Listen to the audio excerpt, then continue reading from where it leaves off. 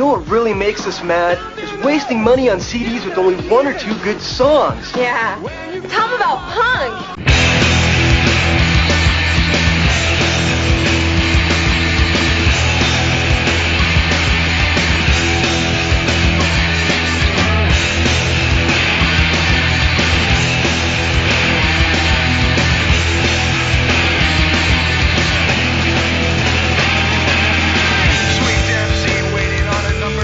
What's up, posers? Welcome to Punk Lotto Pod. I am your co-host, Justin Hensley.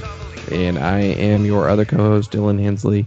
And today we are joined by Greg and Nate from the band Celebration Summer. They are a Washington, D.C. based punk band who released their first EP, Against the Gun, in 2020. One of my top 10 favorite releases of the entire year. And Dylan, what are we talking about today?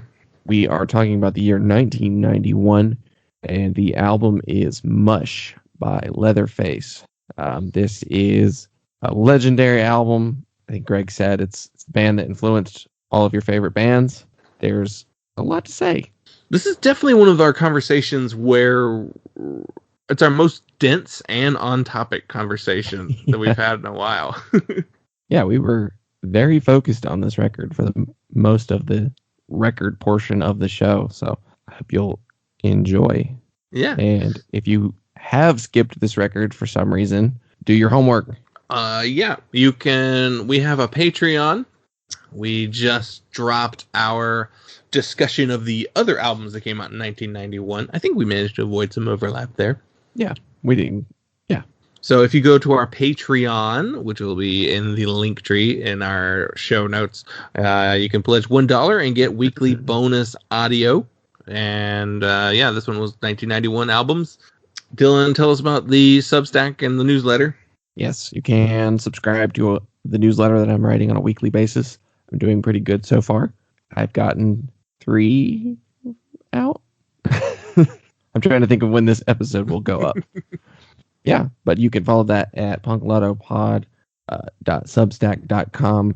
You know, you can find out what Justin assigned for me to read or listen to. You can see whatever else I thought about and felt like writing about that week. In case I get inspired, have any wild ideas, I will post them there, I guess. And you can follow us on all forms of social media at punklotopod. Try to keep it pretty simple across the board. I think punklotopod is our tag on basically any website. So just think of whatever social media or like Patreon or Substack. It probably is punklotopod at whatever that site you're looking at. Linktree. But yeah, enjoy the show. This conversation is really fun. And if you have not heard Mush, you need to listen to Mush. It is essential listening. Yeah, it is a perfect record. So listen to us gush about Mush.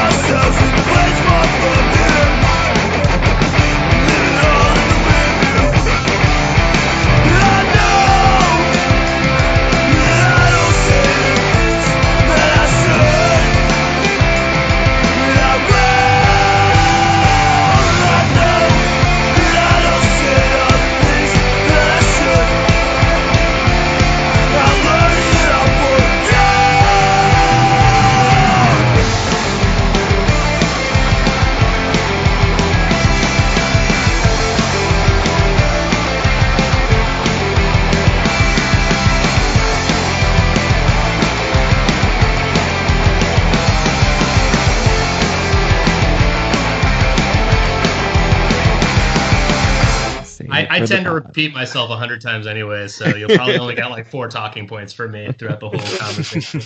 Just gonna go long and deep on Brohim. Welcome to my TED Talk. If you had our guitarist Dan here, he would make a joke about something being long and deep. That's boy. There's some albums on this list that like I can't even believe it's been that long since they came out. Oh, shout out Pegboy! I got the Pegboy shirt on today. Oh, yeah. For the listeners' sake, could you each say your names and what your role in Celebration Summer is? Yeah, for sure. My name's Nate. I play guitar, rhythm guitar, and I sing, or more yelling. My name is Greg.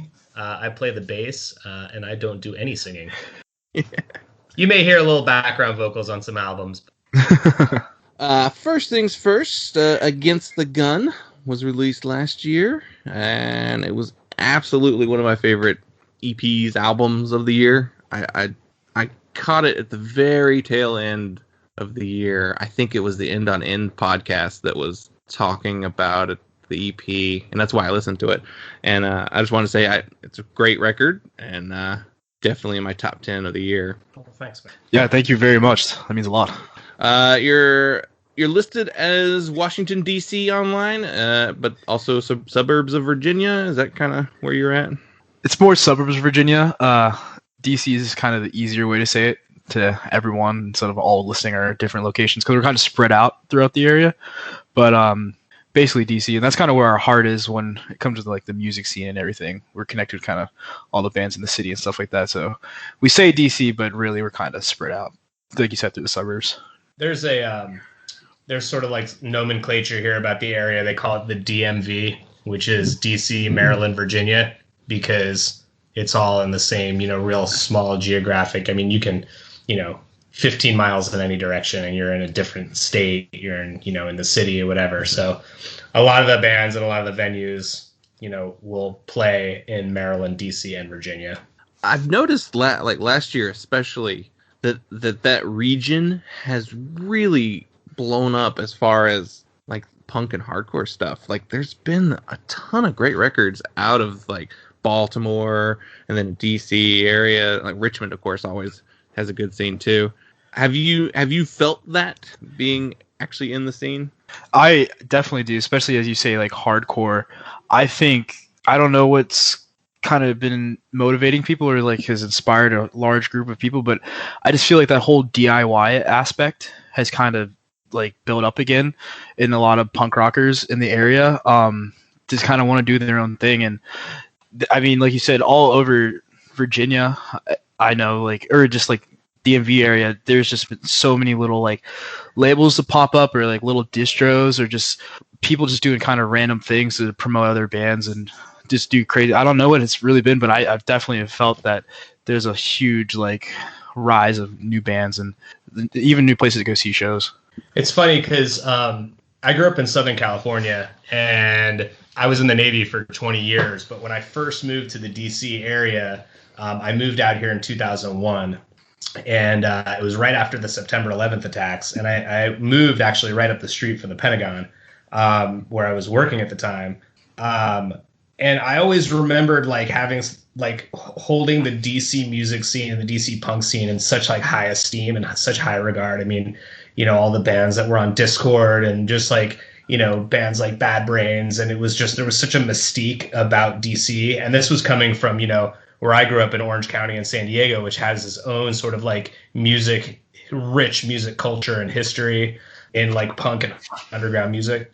And I came out here and I was so kind of like disappointed at the time that it wasn't, I don't know if maybe my expectations were too high, but like people even around at the time were talking about how, DC was so powerful in the early 80s and now like bands like would skip it. They would tour and they'd play Baltimore, they'd play Richmond, and they would just like blow by DC. And it was something that I totally noticed.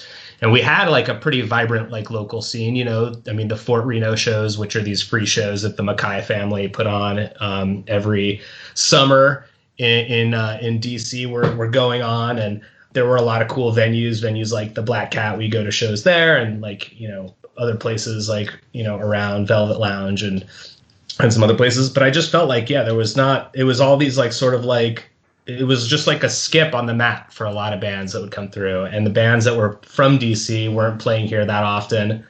And it wasn't until recently that I feel like, I don't know if it's because of the pandemic. I mean, I started noticing it really right before the pandemic, but it seems like there was just a lot more bands. There was a lot more bands that were eager to play, to nurture the scene, to help grow the scene. There's a couple local bands, particularly now, a band called American Television and another band called False Church, which is, they're kind of like more like a metal, like real like heavy hardcore band. Yeah. But they do so much to help grow the scene here in the area, and hopefully, you know, we can help do something like that as well, because I think this area has so much to offer musically. Yeah. Did that answer take up all of our time? And we're done. So I don't have a clock in here or a watch. I'm recovering from coronavirus. My sense of time is a little messed up in my head. I'm a little woozy today. So, Dylan, you were gonna say something. I was thinking what you were saying about early 2000s DC being kind of nothing happening, really. I mean, except at like the local level. It's true. Like, you don't think of, like, the only thing that comes to mind for me from that area that was really active is like Darkest Hour. I mean, that's about it. And then, like, you know, the Discord stuff, but Discord in the early 2000s was really arty and not the punk related stuff that it's better known for. Yeah, I'm pretty sure that was the age of like Q and Not You, right? And like Smart Went Crazy, stuff like that. Like the really just kind of like Almond Guard kind of stuff. Yeah, like Black Eyes, you know, really good band, but like definitely more experimental than what 80s, you know, Discord was, or even like early 90s. Oh yeah, for sure. There's definitely that move away from the intensity, I think, that existed for a long time in those early days. Not that like I know about them, like, or I was there or anything, but from what I see in the documentaries and stuff.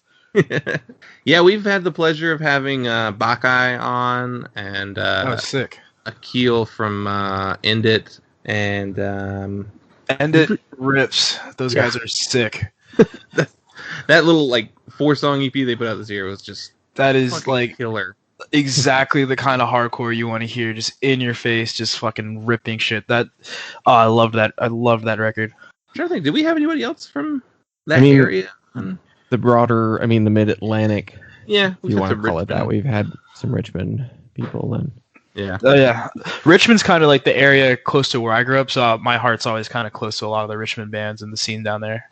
Even Elise Okusami from Oceanator is like originally from DC. She just moved to New York in the last couple of years. So yeah, there's definitely something really cool happening right there. Oh yeah, for sure. Geographically, it's funny. It happens like, you know, in the earlier part, like the 2010s, like Philly was like the big scene with all the emo revival stuff, and then before that you had like the Gainesville sound, and for sure. And then like Chicago's always kind of there doing its thing. So, yeah, when I was early ages getting into hardcore, we were all kind of like obsessed with like Boston, like all the hardcore band like Have Heart and Bane and Righteous Jams, like all those bands up there. We were so into that stuff, and then we were also really, really obsessed with like the Pennsylvania, like you're saying, Philly, where like Title Fight and Menzingers and Captain We're Sinking were taking place. Those were all like, it's kind of, I'm hoping that we can kind of like form that kind of same community and identity in DC after the pandemic, because it feels like we're ready for it. It feels like we're all itching to do that, but of course the world's insane, crazy. It's interesting too, because like each of those geographic areas like has what the quote unquote sound would be like. Oh, that Chicago punk sound, you know. When I think of like Chicago punk, I'm thinking of like Naked Ray Gun, I'm thinking of Pegboy, I'm thinking of Screeching Weasel, I'm thinking of Sludgeworth, and like all these kinds of bands. Or, you know, if you think about like the Gainesville sound, you know, suddenly like there's just bands that pop out of my head like Hot Water Music and like this kind of stuff. And the DC sound, immediately I'm brought back to like old Discord stuff. And I don't know, is there like a modern DC sound? I don't know if there is. I think what's really interesting about our area is that it is kind of eclectic, and there is so much variety here. There's so many people who draw influences from so many different kinds of music. I think that's like really interesting. I mean, even our band, the span of age from our oldest to our youngest member spans 30 years. Our oldest member's in his mid-50s and our youngest is in his mid-20s, and a whole variety of kinds of music that come into ours with like a lot of crossover and shared influences. It's kind of interesting. Yeah, I was looking at the name itself is kind of a nod to Celebrated Summer. It's in Husker Du song, yep. And the Revolution Summer. And so like that sound, I've seen a lot of references to like Sam I Am, the band we're gonna talk about today. Who else? I even wrote down a couple too, like Tilt Wheel, Gun Mall, Hot Water Music. I mean, there's a lot of people compare us. Yeah. I wouldn't say compare us, but they can hear a lot of different elements, I think, in our music. Yeah, because there's definitely not this like, well, it's just a knockoff band of this, like there's not that. It's like, well, you can hear like all these different influences, and which is such a fun like blending of personally my favorite sounds in punk and hardcore, like, and all those like those are my favorite, like the Revolution Summer sound, and even bands that were like in that vein but not really part of that scene. I love those bands. Like, your band is like the perfect combination of like all my favorite styles of punk. Oh, awesome. Thank you very much. Was that like a conscious effort, or was that more of just like what you each brought to the table and then that's how it came about? I think it kind of, I think it kind of goes into like the history of sort of like how the band was formed. For me, so the band, sort of the quick like history is I really wanted to put a band together. And I'm in my 40s, and I am a recent musician. I mean, I played the bass like 20 plus years ago, and I played in this garage band, which was kind of like Iggy and the Stooges meets the New York Dolls, kind of proto glam kind of stuff. And we had some shows, and it was a lot of fun. I never knew how to play. Like, my guitar player would be like, put your finger here and do this, put your other finger here and do this. And like, I was the bass player, right? And I played it for a while, but then I just got, I got frustrated learning the instrument. And then, many years later, I decided to pick it up again. And with all of like the modern technology and ways like to learn an instrument, like with videos on YouTube and all this stuff, like I really found like the passion for playing music. I've always had the passion for music, and I've worked at a record label, and I did some like little promotion stuff for bands, like, booking little shows here and there, but I never like played on the stage other than so many years ago.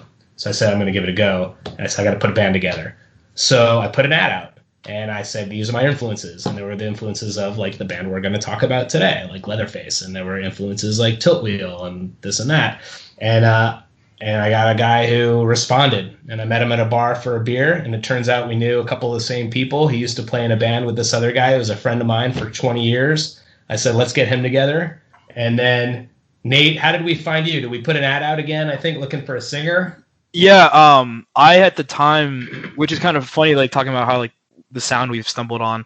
I've always been into these kind of bands myself, and like that older sound, like that kind of originated in the 90s, has always been something I've gravitated towards, but I always think my friends weren't something to rally towards. So I was always kind of in this, like I always had this weird urge to kind of start a band like that. And when I had moved to Reston at the time, and I was feeling that was kind of be more of a permanent area for me, I had joined this Facebook group that was like the DC Nova musicians, like just where everyone kind of posts and they give updates about their bands that they're in, or like they're trying to searching for or whatever. And I was hoping that would be like a place to kind of like really meet a lot of like just like-minded people, but it turned out where like it was a lot of like old heads just kind of being like, hey, I play in this blues rock band, we're playing over at the Buffalo Wild Wings on Saturday. And so, I just kind of got bummed on it. And then one day it was seriously like magic. And it was pretty like not too long after Greg had posted it. But yeah, it was just like looking for a guitar player to play in a punk rock band. Influences are like Sam I Am, Tilt Wheel, stuff like that. And I was like, absolutely perfect. And yeah, I remember reaching out to Greg, and I was just like, I would love to join this band. Like, not even knowing like who everyone else was in the band or anything. I was just like, I would love to join the band. I'm like super into doing this and this kind of music is. And I remember feeling too, because I would see at times people would be like, "Oh, we want to start a punk rock band," and you like reach out to them, it's like, "Oh, we want to sound like Blink-182 or like The Maine or something like that," which is stuff like I'm not really into. Or it'd be like 17-year-olds being like, "Oh, I want to start a band," and it's like I'm not gonna like show up at your parents' house in your garage and be like, "Hey, I'm here to try out or audition," and so it was pretty awesome how we all kind of came together. And I remember Greg saying something about like a band he was listening to, and I remember he mentioned like the Aesthetics. To allow his new project, and I was like, this guy gets it. Like I'm like super into it. And yeah, from our first project, our first practice, it was just kind of pure magic. And I remember we all kind of agreed we were going to learn Husker Du, and I think another Leatherface song not on this record, but yeah, it was pretty sick. And Sour Grapes. Yeah, it was funny because like I knew that like I didn't want to be like quote unquote a rip-off band, but like I also knew that we needed a little bit of direction, like to focus, like, you know, what kind of like style do we sort of like want to think about when we're writing and playing, and then sort of see what develops. And so, you know, being able to like, because I even answered a few ads and I went and played and jammed with some guys, and I got a couple, you know, other people that I knew before I started this project, and like literally like the practices weren't productive because we couldn't really figure out what we wanted to play. And then, you know, it ends up fizzling out because, you know, you can't really like sort of like hone and focus all of your efforts into like what is going to be created, or what kind of like art you're going to make, or what kind of, you know, what kind of music you're going to play. So we sort of did that, and it's just grown from there. And it's interesting because like, you know, this EP was our first recorded material. And we have a few other songs that we recorded in the same session that we didn't put out on this that we're going to have coming out on a full length that we're working on now. But just in that span of time, like the music has already like developed and grown and become like more mature. And there's Nate and Dan are our principal songwriters, and Nate specifically. And I'm in awe of the stuff that I lucked out. These guys I found. I definitely think too we've stumbled on like a celebration kind of sound for ourselves. We're kind of finding our sonic identity, if that's like a term I can use. But yeah, I remember originally like we would just kind of it was kind of cool. Like it was really like the fun of it, like the real like punk rock spirit, where we kind of go back to that feeling of being like 16-year-old. And we were all like the same band, so we were all kind of in the same mind frame. So we would come to practice and it'd be like, you know, here's a song I wrote, and it'd be like, oh, here's our like Red City Radio sounding song. But then it'd be like, oh, here's our Sam I Am sounding kind of song. And I think through that kind of like eagerness to write songs, like kind of reflected the bands that we liked. We have been able to kind of develop a style or even just like to play really cohesively together. We've kind of all worked together to really make something that I think you can really pinpoint to see that celebration summer. And then at the same time, you know, there's just so much pandemic, and you know, the ability to play live is just so like significantly diminished. And you know, it's been really challenging to be a new band, I think, in these times. Have you been able to rehearse a lot? We've been fortunate enough to be able to rehearse. We've been practicing social distancing when we do rehearse. Yeah, it's one of those things we've rehearsed so much we were ready to play. Yeah. We took a lot of time off from rehearsing like really for like from like March to May. The first few months. And then we, you know, figured, okay, well, we're able to do it with masks and social distance, and we have like a large enough space that we felt, you know, comfortable and safe. Of course, like here I am talking now that I'm like recovering from COVID, but it wasn't from rehearsal. And I was able to hold out for a year before I got it. And luckily, you know, mine wasn't very bad, because obviously very, very serious for a lot of people. So I consider myself very lucky. But no, yeah, we were able to continue rehearsing, and we played a few outdoor shows. I started booking some free outdoor shows at a local skate park in coordination with the county park service.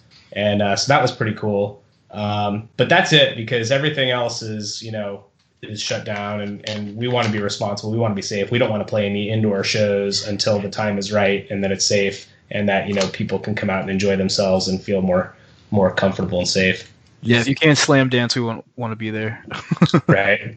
You just need to find a place that'll let you get some, like, hire a catering company and have a dine-in concert. Right. I drive by a venue that has a marquee that keeps changing, like, the different bands, and it's mostly cover bands, but Buckcherry is playing a violin concert soon, and every time I drive by it, it kills me. It's funny. I mean, we were very lucky to be able to play a really cool show on Halloween at this venue called the State Theater, which is like this like really sort of well-known historic venue in the DC area. It's in Falls Church, Virginia. And it was surreal because it was an outdoor show on Halloween, and it was like outrageously cold. So we were freezing, but like it was all these tables that were spaced out like, 10 feet apart, and like, 1 or 2 people per table. And like nobody was allowed to stand or, like where the band area was. And so it was a lot of fun. And like, we were able to see people like bobbing their heads and stuff like that. But it was just, it was like surreal. I felt like I was playing a dinner theater or something. Yeah. It definitely felt like that old, like when you used to see those old movies and what was it, Cabaret Singer or whatever? You'd be like, oh, right. You're all like wearing tuxedos and exactly tablecloths on the table. Don't forget to tip your bartender. I imagine that once what Fauci said, maybe in the fall, we'll see. Once shows are allowed to like happen again, I think it's going to be this nonstop like barrage of bands that have been dying to play for a year and a half, and like we'll all be like, I'm so fucking ready to go to a show. I have to go. Oh hell yeah. You're gonna have to like drag us home, I feel like. When you go to shows and you have that awkward that like sometimes exists when you like see a heavy band because no one wants to like sit in the middle at people like dance and stuff like that.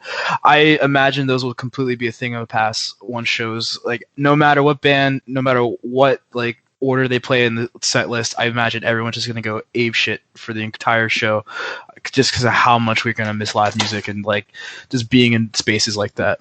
And it's going to be weird, too, because like there's going to be so many bands wanting to play. There's going to be bands wanting to tour, but there's going to be like half the venues. Yeah. It's going to be – it's interesting – I think it's going to be interesting to see like how this sort of resolves itself. And hopefully, there's people that will enter the music space and create some more places to play, and people who have money can open places up so we can play at them.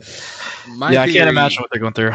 My theory is it's going to be like house shows and like coffee shops are going to have more shows than you've ever seen. Like there'll be shows where you shouldn't be having shows. Like definitely terrible. And did you guys ever see that video of the hardcore show at the Denny's? Yeah. Where what the fuck's up, Denny's? Totally torn apart. We've speculated on the show previously about that. I would love to see like kind of the classic VFW hall type, which those places stopped doing shows for that reason, the Denny's reason. This is too many hardcore bands destroying our rental space. But I would like to see some version of that. I definitely too. I grew up in Fredericksburg, Virginia, and we're outside of Fredericksburg, and we used to have it was like an old like multi-purpose room, like rec room of a church, and we called it the Refuge. And like every weekend there were like bands that were playing, and I mean it was a really like the early days of a lot of like they were kind of heavier bands, but like that band A Day to Remember, they came through on like one of their early tours to the Refuge. Or like there's a heavy band Oceano, they played at the Refuge. Like there's a band called Hundredth who's like shoegaze nowadays, but beforehand they used to be like melodic hardcore. Yeah, they all these bands used to come through, and it was just the greatest thing ever, just to have $5 in your pocket and show up with all your friends and just have a good time. And I haven't seen a show like that in so long, and I miss those kind of shows because they're just the best. And there's no stage; you just right at the ground level, everyone's having a good time. I would love to see those happen again. If you're well, no one who's listening to this show is a college student, but colleges need to book shows because they have so many spaces. Yeah. A lot of times probably have budgets that they can spend on bringing entertainment to campus. Rec centers too. I mean, all these places that need like, extra revenue because they've taken such a hit this year that it will have a, space that they want to rent out. So it's a case of finding somebody who's willing to like front some money and like, take the responsibility for putting on the show.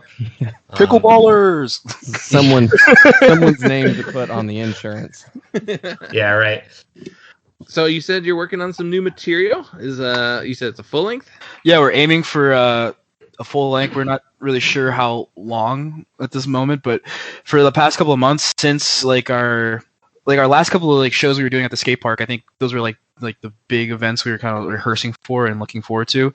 And now with like just total freedom, we felt like we just want to write songs, and it's been really great. I think what we're writing right now, like I said earlier, we've really have stumbled onto our sound, and the songs we write now are I just really enjoy. On our last EP, Against the Gun, that was the last song we wrote, and I think that was like the first like step of us kind of getting there. And again, that Against the Gun has that very strong political tone, and I think I don't want to sound like we say like becoming like anti-flag or something like that, but like I think just with how the world was towards the end of the year and the beginning of January, like I myself just kind of got really pissed off with how everything was, and that's kind of really just been expressed through the music, I think. And I think this music, not that it sounds any less melodic or anything, I just think it's a lot more intense, and there's a lot more fury and heart behind what we're doing right now. I was gonna say, yeah, that song specifically is my favorite on the release as well. Oh, thank you. So it's great to hear that that's kind of the direction you're thinking. They're not all going to be 6.5 minute long. Yeah, no. Bangers, so. I've talked before on the show quite a bit about like my attention span when it comes to music, and like for the longest time I was like in this area where it's like if the song's over 4 minutes long, I don't like it. But in the last like year or two, I've just grown. I'm like, wow, my favorite song on the album is the 6-minute track. That's impressive. You worked a little with Little Rocket Records, which is a UK label. Yeah, they helped us put out the EP. How did that come about? Because you're DC, they're UK. Greg just knows everyone somehow. I don't know how. Ever since I've met Greg, he's just like, "Oh, Ian MacKay, this guy, Brian Brennan from JFA." He just knows fucking everyone. I'm trying to think of how I got linked up with Graham Philliskirk. It may have been, I don't know, like I'm a shameless self-promoter, and I think it's probably because, like, probably to a fault. I think it's just because I'm an older guy who like recently got into a band that was like really, like I said, my first sort of serious band. I just get so excited, and I'm so like, eager and happy to like share my music with people, and I don't know, like I want to make music that's heard, and as opposed to just doing it, for myself. And I think I reached out to him or something, and I wanted to play like a Leatherface song, and he played bass towards the tail end of Leatherface, before they ended, and I ended up sending him like some tracks or something, and he just said he really liked it, and it was like really quick. It was like, yeah, like, well, I want to help you guys put this out, and it was just super like casual, and so they helped us put out the EP. I don't really remember the specifics of how it came about, but it was very cool. No, they were great. It was really helpful, and honestly, kind of a great learning moment as well. Like how they kind of directed us to do a lot of stuff. It was really fantastic. Yeah, that's awesome. I mean, it definitely would feel really good to be on the same label as like Leatherface. So honestly, it was very intimidating when Greg originally told us that he had sent Graham the song. I was like, oh fuck, like I'm never really shy about things, but it's like he wrote the song. Oh, well, not wrote the song, but like he was a part of something, played it for so long. I was like, fuck, I got nervous. Yeah, I've never sent this podcast on any album that we've talked about to the band that we talked about the album. We talked about your record. Maybe you want to listen to it. Yeah, right. Listen to all the things we got wrong. That's awesome. You kind of answered a lot of my questions for me, just in the telling of the band story and all that stuff. So we could get into the format of the show. Yeah, let's do it. We gave you the year 1991.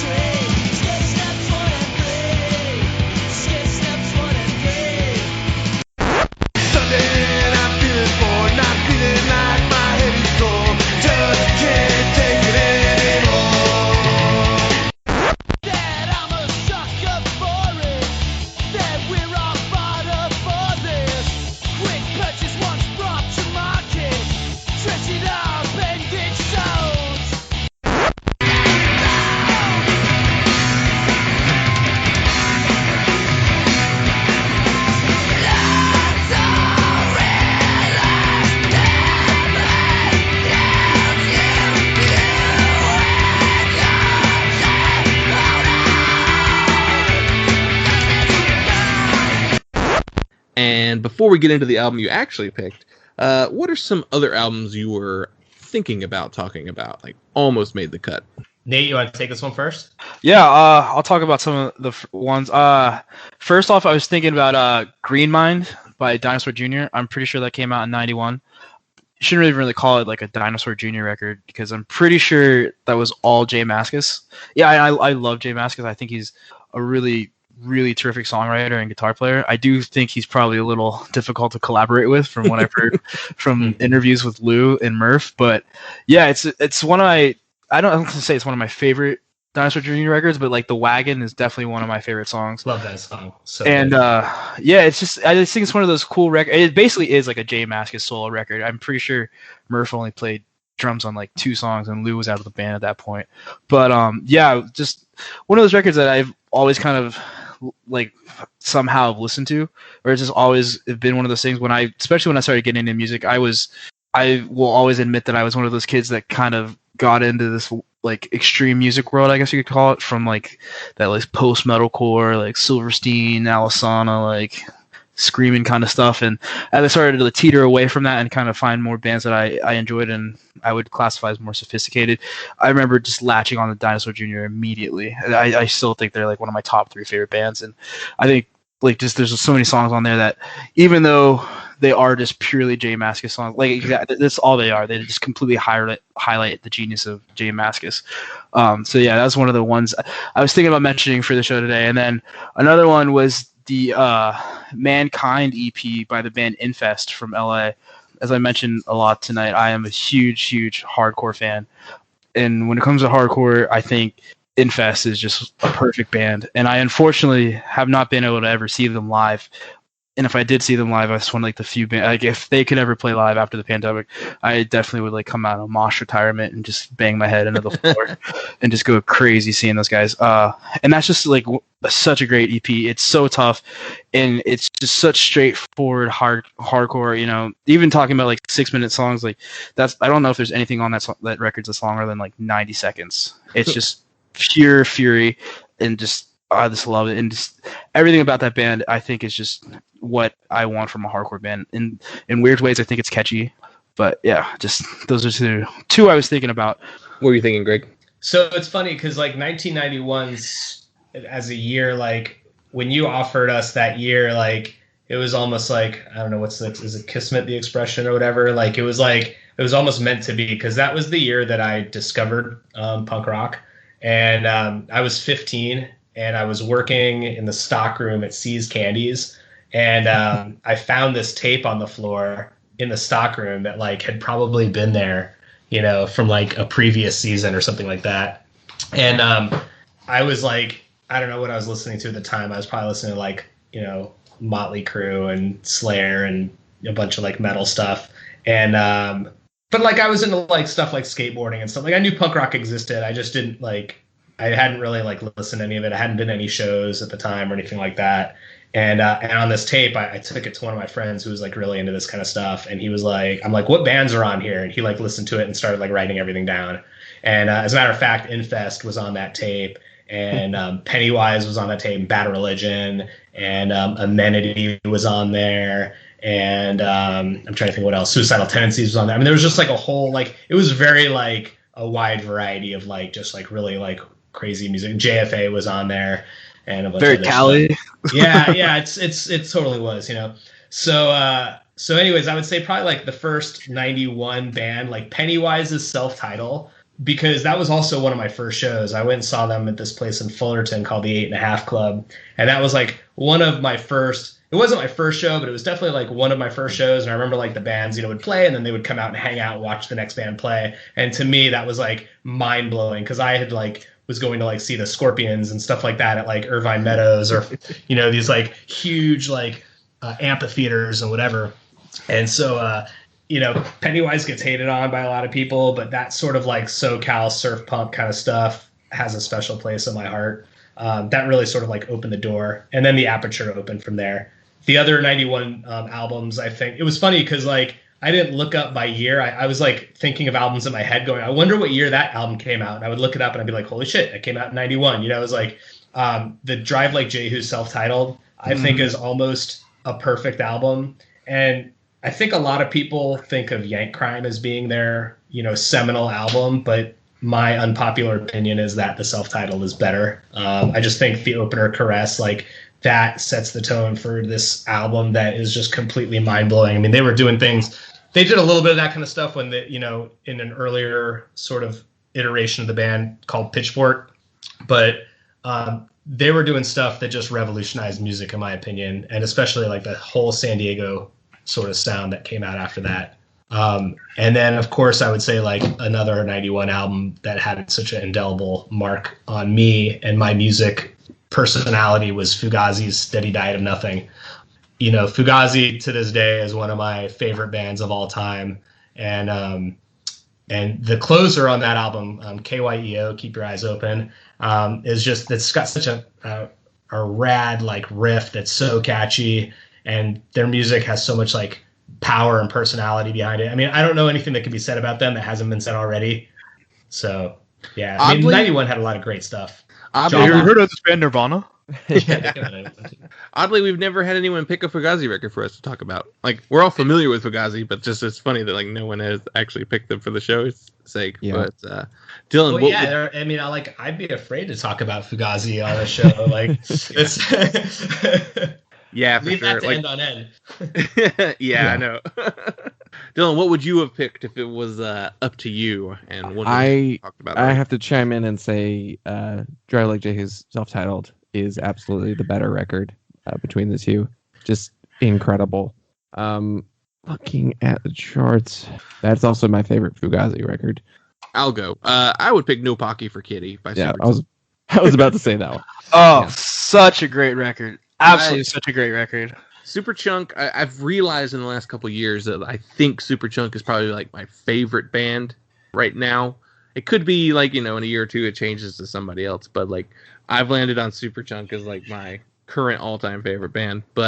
And this is like, they had the record before this, but this is the beginning of true like the Superchunk sound. No Pocky for Kitty is amazing. That era is like Superchunk. One, I think like John Worster. I know he might not seem like a Neil Peart kind of guy, but I think he's just like an incredible drummer. I absolutely think he's fantastic. But like when I should also like say that I was born in '94, so I don't even know what the fuck I'm talking about really. But those videos, when you look back at that, like just watching those, it's so like purely the '90s, and I love watching them because you can tell like there's at least a little more money that could like be provided to bands at this time to make like a kind of better art. But like, God, I love all those records and I love all those videos because they're just so exactly what you're from the '90s. Like music videos you don't understand, good cardigans, the hair, everything. So the people who are listening to us can't see this, but like the Rate Your Music 1991 albums that you sent, go to page 4. There's some bands in here, like it's written in Cyrillic. I guess they're like Russian bands I've never heard of, and now I'm like super like interested to listen to some of this stuff for no other reason than like what made this list that Oh my gosh, Leeway's Desperate Measures came out in '90. Gosh, that's another honorable mention. What a fantastic record. Oh god, there is good stuff. Moss Icon, Silver Bearing, G.G. Allen. I actually just watched the G.G. Allen documentary. I think it was last Friday. God, what a piece of shit. Yeah. That is definitely a stance that we take as well. Guttermouth's full-length LP came out in '91. See, this is like the California stuff that was so like integral to my, my introduction to punk music. So yeah, that's funny you said earlier, Greg, about like you were like, oh, DC, that'd be like such a thriving scene. That's how I always used to think about like San Diego when I would see stuff like all about like Shea Cafe and stuff like that. Yeah, there was a lot of good shows at Shea, and it's like no matter how small you think Shea is, it's smaller than you think. There was a place we used to go to shows in Long Beach or Anaheim, I think. God, I can't. Was it Anaheim? Linda's Doll Hut. And Linda's Doll Hut, there's no stage. It's like they played next to the pool tables, and it's probably like 200 square feet. I mean, this whole like bar, it's so small. And I saw Mike Watt there play with No Knife. That was probably one of the coolest shows I've ever been to. Nice. And it was like 30 people, that could fit in there. It was crazy. I just looked it up. It's in Anaheim. It apparently still exists. So it's similar to the Milestone in Charlotte, which is just covered in stickers. Like, I guess we also cannot skip Nirvana's Nevermind. I mean, it's number one on this list. It's the album that kind of blew up radio rock into this completely new thing. The beginning of the end, some may say, but there, I enjoy a good bit of '90s alternative rock. It's when it got into like, I don't know, maybe it was my age, but when it got into like the 2000s, like past, I was very into nu metal because I was a teenager at the time. So when the Jarl came around, yeah, like once Nickelback became like the number one band on the radio, I was like, I'm done with the radio. I don't need any more. I'm out. Yeah. No, I think we definitely gotta give credit to Smells Like Teen Spirit because that's why we all know how to play guitar. Yeah, and it's why a lot of bands even got record deals in the 90s. Right. There's actually, have you seen the documentary called It's Gonna Blow, which is about the San Diego scene? If you haven't seen it, I recommend it. It's really a really interesting documentary, but it talks about how San Diego was like the city that all these like record execs thought was going to be the next Seattle. And so they were sending like these A&R guys down there in like suits with their golden pens, like to sign bands. And, some bands got signed like Rocket from the Crypt and stuff like that. But the reality is like, they just didn't know what to do with like some of these bands. There's this like really sort of like obscure band from San Diego called Truman's Water that got flown out to play on the John Peel show in London. And they were like, if you've heard these guys, I mean, they were like super avant-garde band. Definitely not what you would consider to be like radio friendly. And it was just like so funny. Like it's really an interesting documentary for people who like music and are kind of interested to see like what the fallout was, a little bit of the Seattle, grunge explosion. I mean, it's why, like, we've talked about this before, but it's why like Jawbox got signed to Atlantic and like Sam I Am got a major label deal. And I guess Sam I Am probably came more from Green Day's success because of the Berkeley scene. Mm-hmm. Yeah. But then like Shudder to Think getting on a major record label. Like, did you listen to Shudder to Think? Right. That is not a mainstream appealing band. Well, let's get into the album. So we gave you 91 and you chose Leatherface's Mush.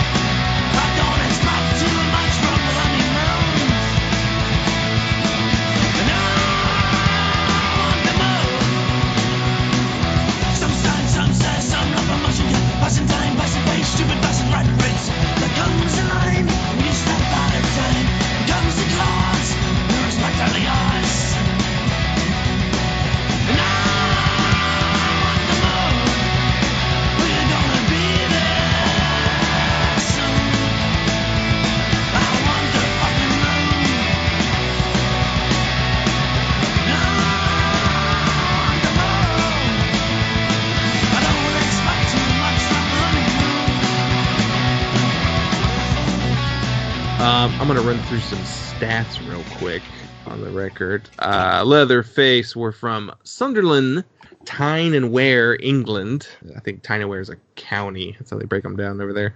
They formed in 1988. This is their third album and was released on Roughneck Records, a subsidiary of Fire Records. And the personnel on this record is Stephen Charlton on bass, Andrew Lang on drums, Richie Hammond on guitars, and Frankie Stubbs on guitar and vocals. This is the iconic Leatherface record. This is the best-selling, the highest-rated, most popular Leatherface album.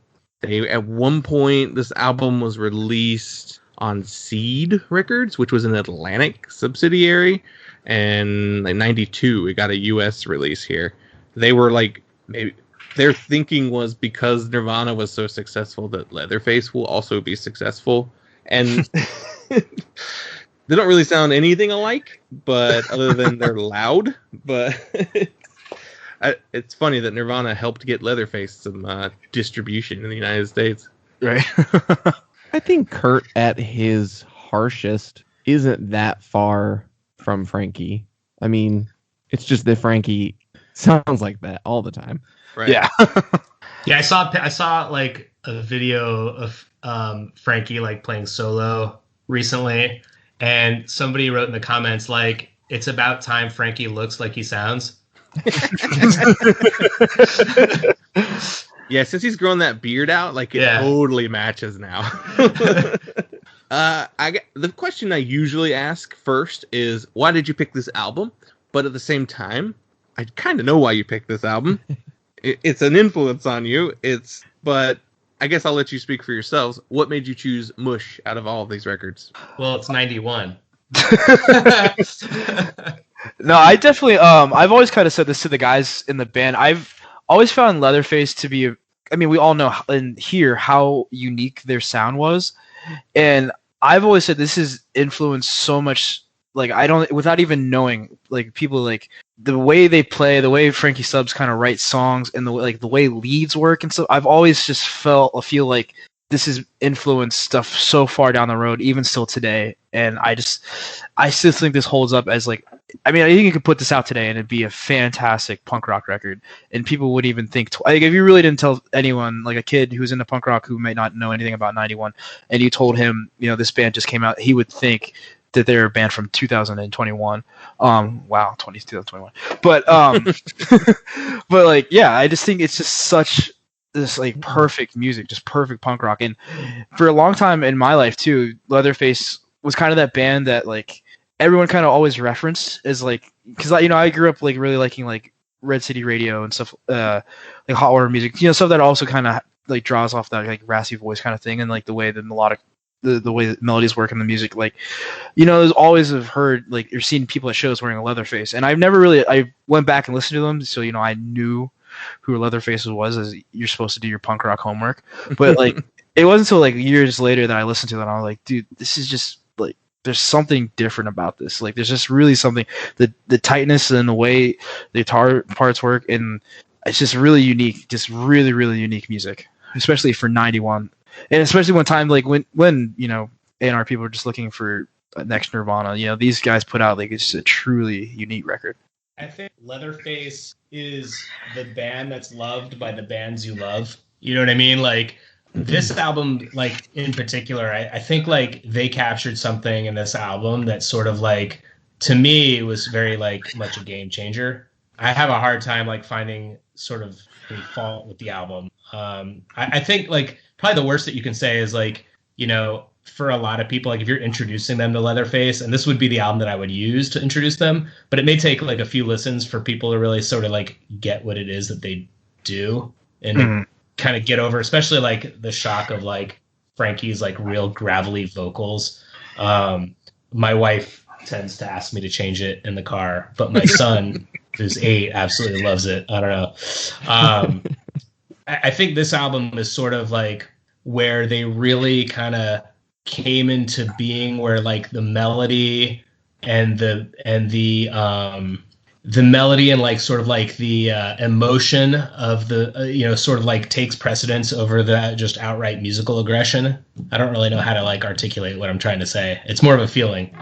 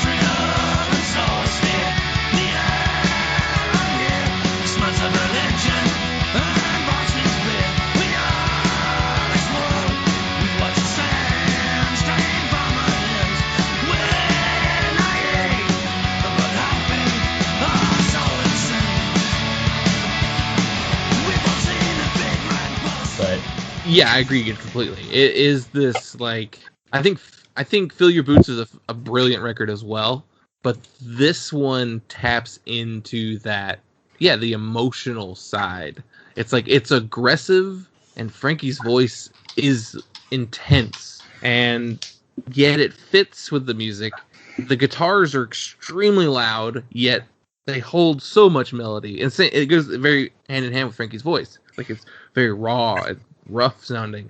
But some of those like woes on some of those songs are incredible. I think with Fill Your Boots, I mean, like Peasant in Paradise is like a really good example of like I could see that song on Mush or Mush. I've never really known how to pronounce the name of the album, Mush or Mush, but whatever. But probably Mush. Yeah, with the mushrooms on the cover. Oh well, yeah. Mush. Yeah. But yeah, like that. I think you're right. I think like it was. I think it was a perfect album to come out after Fill Your Boots, and I think really sort of like set the stage to like what would come from that. Yeah, and songwriting wise too, lyrically, since we on our last one of our last recording sessions for the compilation that Greg actually just put out, we covered Dead Industrial Atmosphere, and I just grew this huge appreciation for the way Frankie Stubbs writes lyrics, because in this weird way, I always feel like it kind of goes back to this like almost like European like folk, like almost like folk writing or like folklore writing, like because his lyrics are like for a punk rock, it's like big words and a lot of big words and a lot of sentence, and it's just like, but it's like really meaningful lyrics, and like the way he uses symbolism in songs, and just it's just like even Sour Grape, like just very fantastic writing. Yeah, not to mention Dickie Hammond's like guitar. Nobody wrote like him, and it was like, I mean, we really lost just an incredible. You know, in 2015, I think he died. Like. You know, that who knows how much more he could have had to give to like music. He everything he did was gold. The way he wrote guitar parts. He passed away in 2015, and then that Metaddiction album came out in 2016, and it was like amazing. And yeah, he was only 50, I think. Yeah. So like, who knows how many more years of music he could have been releasing, but. Yeah, his health wasn't good for a long time, I think, is what they said. Yeah. I was reading a Guardian article around the time of Dickie's death, and it was talking about how both Dickie and Frankie each thought each other was the best guitarist they knew, and that neither one of them could play with the other. Each other's. Yeah, I read that. That's just so amazing. Like, I had to actually listen to some of their, like, the projects they did separate from each other. Like I had to go listen to like a Pope album or like a Jesse album to hear what Frankie does specific, and then had to listen to like the Metaddiction album or like the what's the band he was in before Leatherface, it's right there on the screen here, HDQ, to like really hear what each was bringing to the table, and like you can hear the distinctions, but at the same time I do think it's funny that they can't play each other's parts. Frankie is an incredible rhythm guitarist. I mean, he's doing big chords and very fast. Some of the stuff you were referencing earlier, Greg, about his like solo stuff, I always felt like he's like, I don't know his thing about his music theory, but I feel like he plays guitar almost like a piano. Like he truly knows, like I don't know music theory enough to like explain it, but like just how to use all six strings in like a very crazy range. I mean, he can like stretch like 6 frets across like all of his fingers. I mean, he's very insane guitar player, and he just makes like an acoustic guitar like just sing. Where like I know when I play, sometimes I can just chop at it. Just kind of. I mean, he really can just make a guitar sound like just absolutely angelic. I wonder if I'd be curious to know what his musical training comes from. If he's. I would assume that he has some, I mean, given his solo music and what it sounds like, I would assume he has some knowledge of British folk music. Because, I mean, there's his chords are very British sounding. Like those voicings that's, I think, a big part of what makes it stand out so much from American music. I agree. I think even like leads, well, I've always been fascinated by like the way like in old British music, the way leads like were just played when you listen to old like Joy Division, like, or the Smiths. Like, I know it's like old like Brit pop and stuff like that, but I just feel like there's this very unique way of playing chords that I see all the times in bands like Dive or like even Tame Impala, or just the way we kind of people think about like arpeggiated chords and like the voicing of them. I feel like those bands like that had a huge influence on many players, and I kind of sometimes feel like that might have sunk into what's like happening here in Leatherface. You know, it's funny, like Nate, when you were talking about not just his guitar playing, but even like the way that he writes his melodies and stuff like that for vocals. There's very much an element of the pub in there. Mm-hmm. You know, like I feel like a lot of it is like conceptualized or, you know, stems from a lot of like pub type songs. But similarly, one thing I wanted to bring up, I had to look it up real quick while we were talking about this, because you mentioned like almost like piano writing. Mm-hmm. There's this guy that I want to give a shout out to who's in this Leatherface group on Facebook, and his name is Daniel Gay. He's from Massachusetts, and he posts a lot of Leatherface songs reimagined on the piano, and they are amazing. So if any listeners are out there looking for something, who, you know, you guys like Leatherface, check this guy out, Daniel Gay. He's awesome. It's funny, right before we recorded, I was going through and just looking at all the different versions of the song Not Superstitious that were on Spotify. Like, that personally is my favorite song on the entire record. There's something about that chorus that just like hits me like in the gut every time. But like, I heard like Chuck Reagan does a version of it. There's a band, a singer, I guess, called Stress Eater that does a version. And I heard like even another one that was just like, the songwriting is so perfect on that song that literally anyone can make it sing. Like, it's just like his skill in the writing of it, just like, yeah, that it kills me. Every version I've heard today, I was like, it's amazing.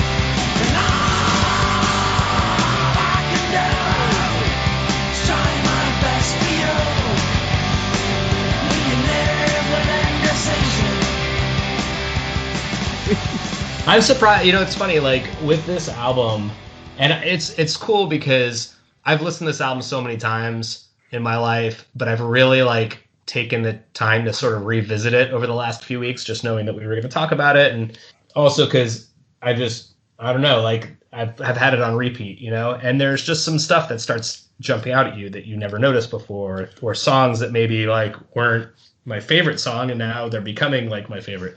But this album has so many good tracks on it. I mean, like it opens up with the bangers, you know, like I Want the Moon and How Lonely. But then, like, when you get really, really into it, I think Baked Potato is becoming one of my favorite Leatherface songs of all time. And I don't know anybody that covers that song. Mm-mm. That's been a favorite of mine for a while. Yeah. It's such a clever, like, it sounds like baked potatoes. It's so boring and plain, and it's so clever to make that like everybody knows how to make baked potatoes. Right. Like, it's just this like working class, like, this is really important. Yeah. It's totally taken for granted, but it's like you just have this. We literally have potatoes right now that we bought specifically to make baked potatoes this week, and every time I think of it, I think of that song. And the way he says baked potatoes, it's just like... You know, I found myself really, really enjoying Bowl of Flies going through this like multiple times. Because it's all like it's front loaded with like 6 incredible songs in a row.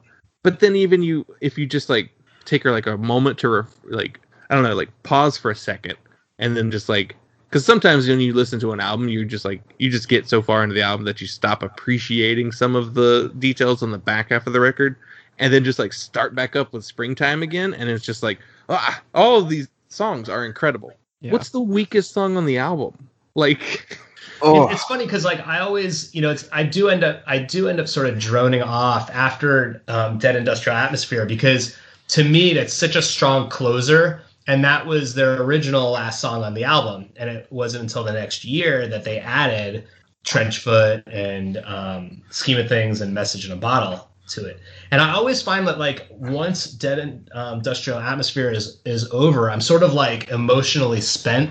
Mm-hmm.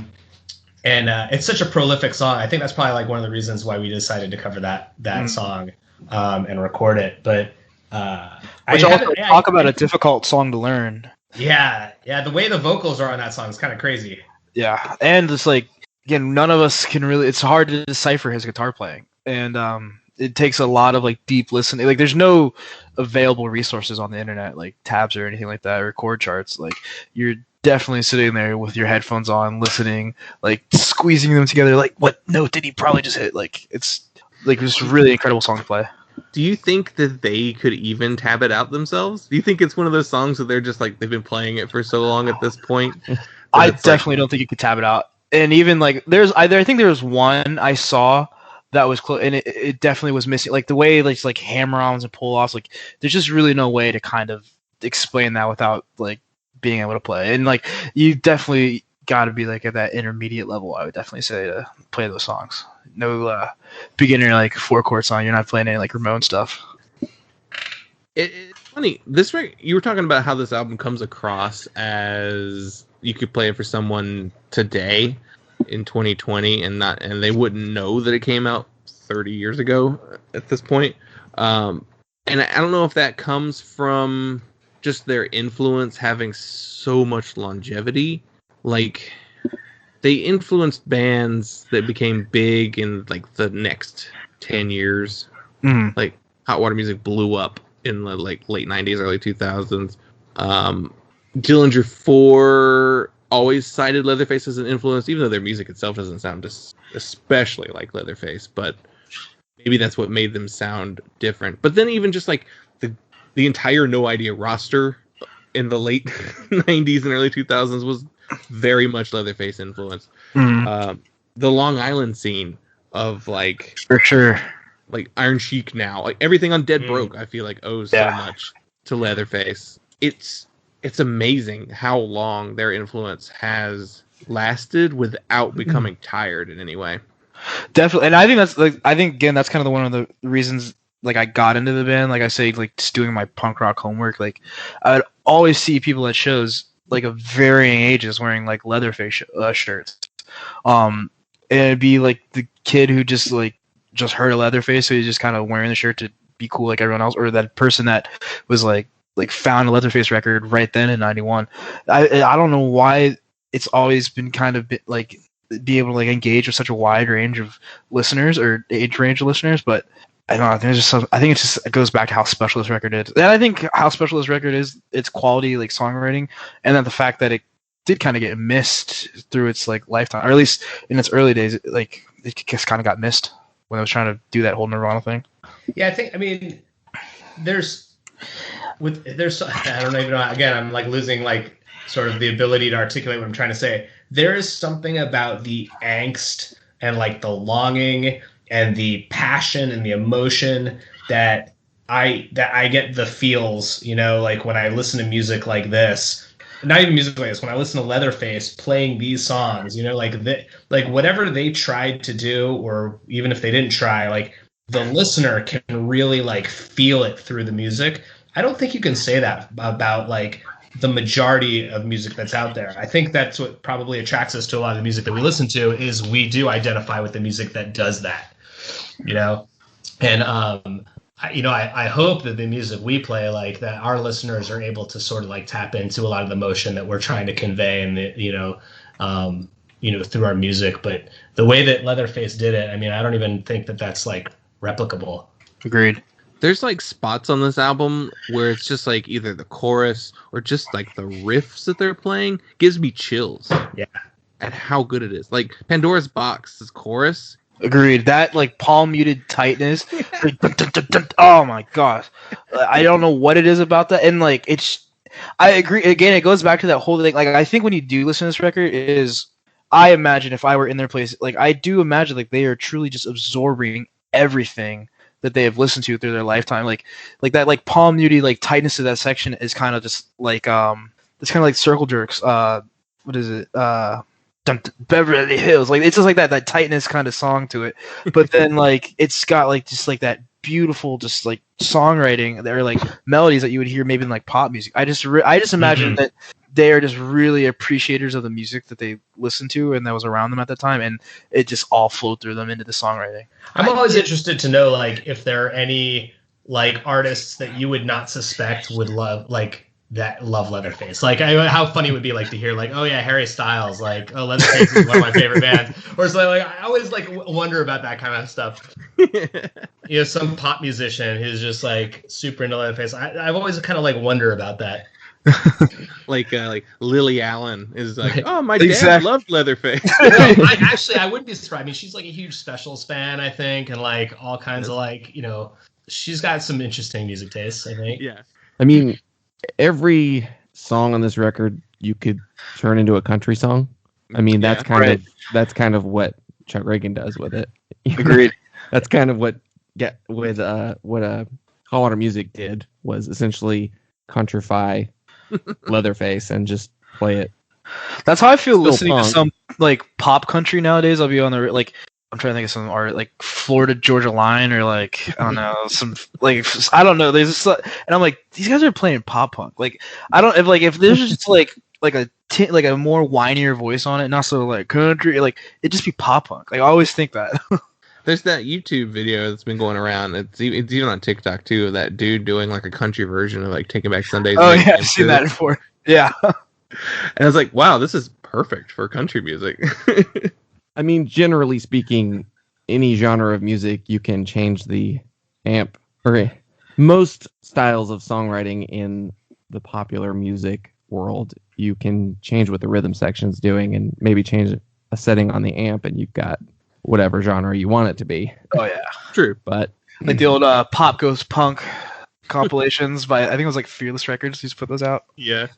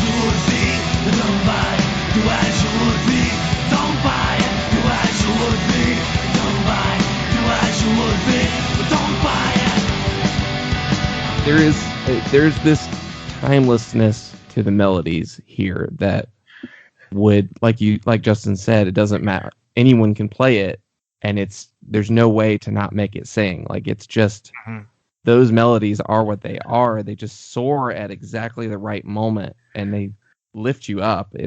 They're really incredible. Speaking of changing genres with changing the melody of the music or whatever, have you guys seen where bands are taking their music and converting them into 8-bit like video games, like old 8-bit video games? No, I haven't seen that. So recently I saw Propaganda put out Victory Lap in all 8-bit, and it is hysterical. I mean, you can't like really listen to the whole thing, but like it's really funny to like listen to the songs in that. Yeah, I think they have it on YouTube if you look it up. I was cracking up. When I listen to this, I do kind of hear what influences they could possibly have. Like I can hear some Buzzcocks in there, or even some Stiff Little Fingers. Yeah, like I mean, people then and still today say they're like Husker Du mashed up with Motorhead. Yeah, maybe actually, with Shane MacGowan. Yeah, I wonder how much their influence is from across the pond. Like I hear that sort of like late 70s, like British, sound. I wonder if like a lot of those British bands of that era were as influenced as bands from the US as we are of them. I mean, it has to be. I mean, punk is one of those things where it's like you're gonna appreciate it no matter where it comes from. So as long as you like it's funneled to you in some way, like you'll find something to enjoy. I think the other thing that they also always get the upper hand is all those European countries like just or border each other, So like you're not even just like where here it was like you get punk rock from Canada or Mexico. You can get everywhere over there in some way, shape, or form. Yeah, there's definitely like a wider array of sounds that they could draw from over there versus here because it's so much further away, and importing records was a pain in the ass and cost way more than your average album. Yeah, I read somewhere that they were in an issue of Melody Maker sometime in '92, and I couldn't find it on the internet to like actually see it, but it's interesting to think of Leatherface being in a major popular music magazine newspaper in the early 90s, because what they're doing is not what popular music or even alternative music in the UK was doing in the early 90s, because this is right in shoegaze, Manchester. Well, they did get some like level of notoriety there. I mean, I remember reading that they even appeared in like a popular TV show, like a soap opera or something, or EastEnders or something like that. It was it was like a fictional show, but they appeared as Leatherfaces themselves, from what I understand. I went looking for it a while back, and I don't remember if I was able to find it, but it was oh shit! I watched a clip of it earlier today. I want to know what it was called. Coronation Street, one of those shows. They did a John Peel session, or two of them, I think, 2 or 3. They were in Emmerdale, I think. Is that the name of the show? Yes. And I think, Frankie. I think it might have only been Frankie. Maybe it was the whole band, but yeah, they were playing like they're supposed to be a like skinhead punk band that accidentally gets booked at like a church in somewhere in like a northern village, like way out in the country, because their name is Shrine, and so whoever booked them thought that they were like a gospel group, a Christian music group. It's really funny. I guess looking at what they did after they released Minx after Mush, and then they broke up for a period there, and then like reunited in like the later 90s. In that time, Frankie played in bands called Pope and Jesse. He's released solo records as well. Like I mentioned, Meditation. I've never learned how to say that name of that band. He also, let's see, I had a couple other notes. Andrew also played with Cockney Rejects and Angelic Upstarts in the 90s. This was Steve's only record with Leatherface, but that was kind of like their thing. They just changed bass players all the time. The version on Spotify is the extended version that includes Trenchfoot and Scheme of Things, and their cover Message in a Bottle, which I love that version of Message in a Bottle. It's just like fun to listen to. Definitely. There's a few other bands that like take influences from them. There's that band Broccoli, who oh yeah, so good. Yep. Really, really good band. Scottish band, I think, right? And then there's a French band called Chestnut Road, who I'm not familiar with them.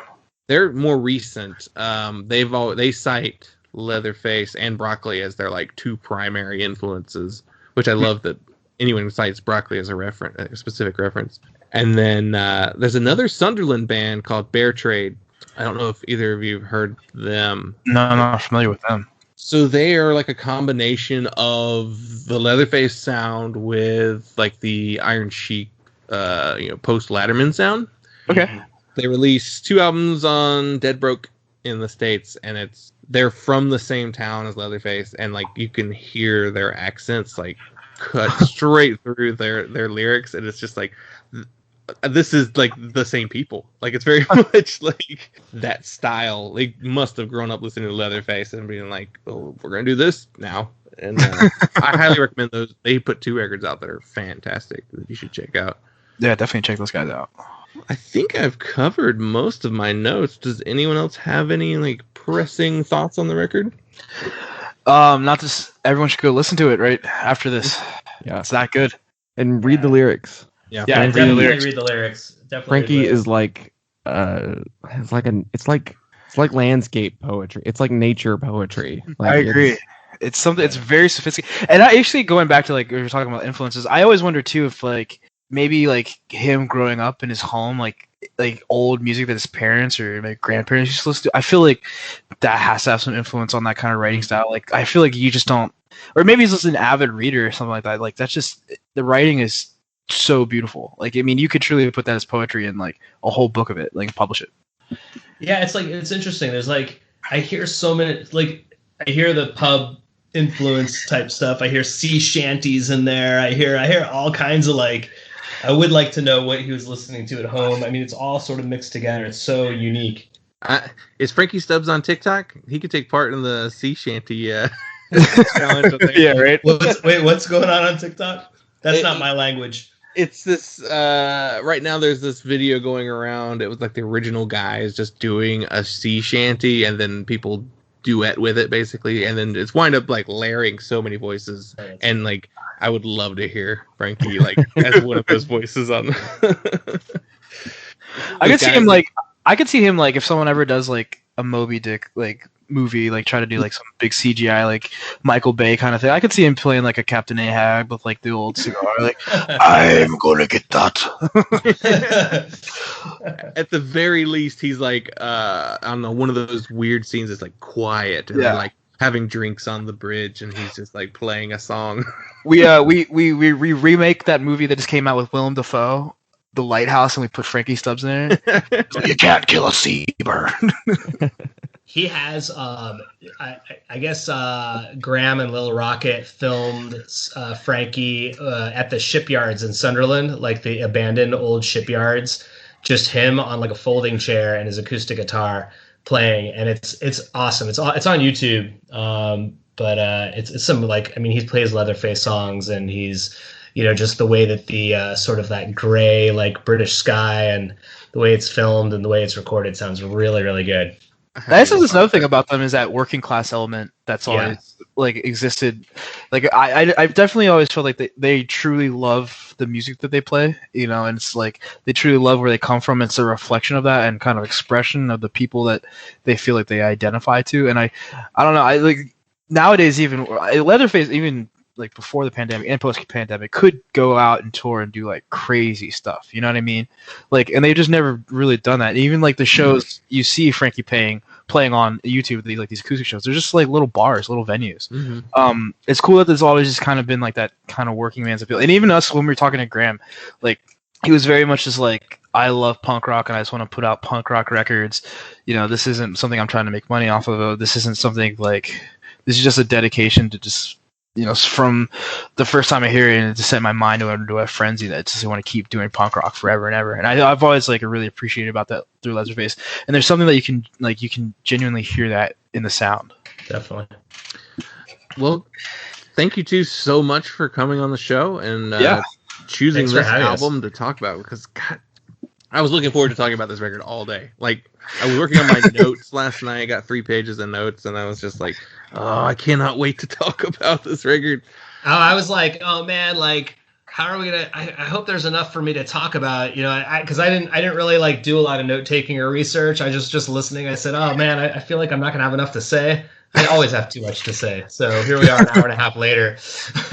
Yeah, Well, I tried to do research, and it's shockingly hard. Yeah. For this record. I mean, and the story is really simple. They toured nonstop and were just amazing songwriters and an amazing performing band. Like from everything I've read, they were just insanely incredible. Like at this time period, they were just dialed in perfectly, and they went to the studio and they made a perfect record.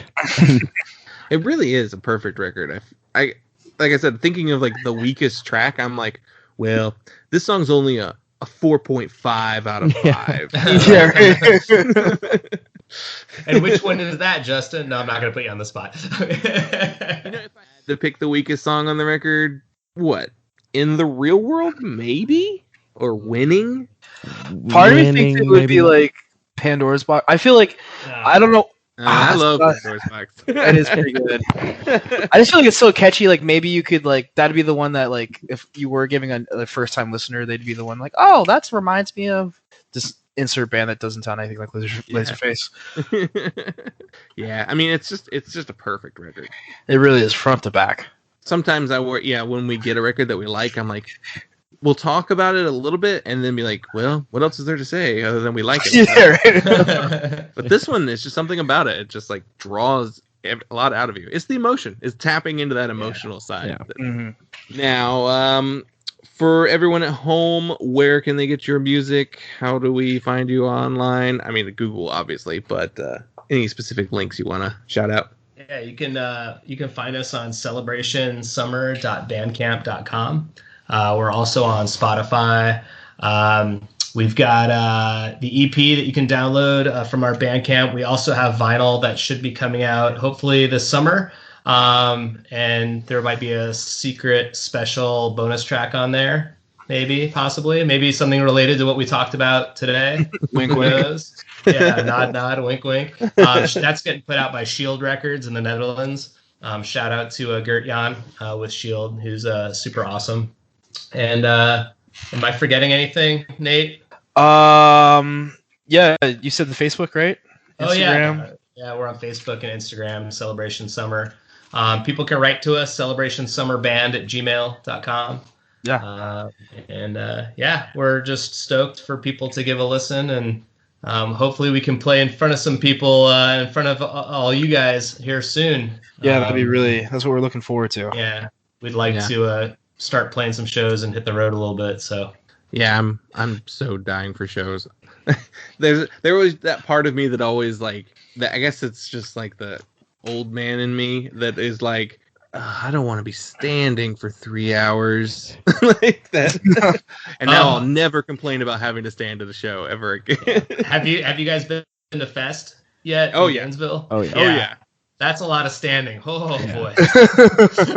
Yeah, I've gone to every fest since Fest 7. So Wow. Oh wow. That is something I have not done yet. That was like this year I was like either I'm going to fly down or I'm going to do the drive. I'm just going to do it like, and then Miss Rona had to show her face. Right. Well, there's no reason why Celebration Summer should not be playing Fest either. Like Nate, your voice specifically, I feel like I could hear that coming out of like venues in Gainesville. Like, oh, thank you so much. you Yeah, are that's a perfect fit for that sound and city. Yeah, that's honestly like the huge like milestone for us right now. That's like if we could get down there to play that, especially if we could like support with a little tour on the way. That I don't know. I just give up, man. That'd be everything for me. All right, Tony at Fest, you heard that. Yeah, right. And then lastly, we like to ask, are there any charities or nonprofits that you'd like to shout out? We've always felt like punk rock should be giving back when possible, and it's a politically conscious scene. And do you have any that you are personally fond of? We just did a benefit recently. Actually, you can find it on our Bandcamp for the Save Our Stages effort, which is run by NEVA, which is the National Independent Venue Association. We really support their mission, especially in these days where venues are. We talked about it earlier in the show. Just venues are closing down all over the place. So they are certainly one of the charities that we support. There's a lot of charities. Yeah. There's what's the charity that Mark Anderson is running right now? It's on the tip of my tongue. It's a seniors charity here in DC. The We Are Family Senior Outreach Network. Mark Anderson, who started Revolution Summer, he's sort of like an integral part of the DC scene. You've probably seen him in the documentaries about DC music and whatnot. He's a co-director of the We Are Family Senior Outreach Network. They provide food and like items for seniors in need in the DC area. That's another really important charity here too. Nice. Well, we'll include links to that in the show notes as well, and as well as to your Bandcamp and all that kind of stuff. So, again, thanks a lot for doing the show. This was a lot of fun. Yeah, this was a blast. Thank you very much for having us. Thanks for inviting us, guys. Yeah, for sure. And then whenever there's some new music, let us know. We'll do. Yeah, and again, thank you for the kind words about the music. It means a lot. Thank you. Yeah, sure. It really, really does.